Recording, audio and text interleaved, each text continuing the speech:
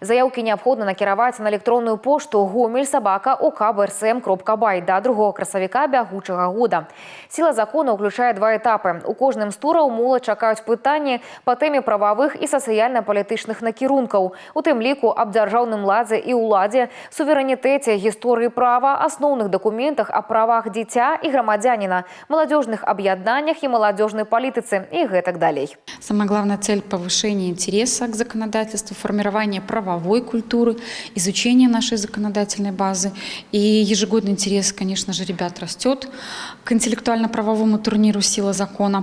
В этом году свыше 40 команд планируется к участию. Каждая команда в составе 5 человек должна будет пройти тур из 35 заданий, выполнить как на правильность, так и на скорость ответов.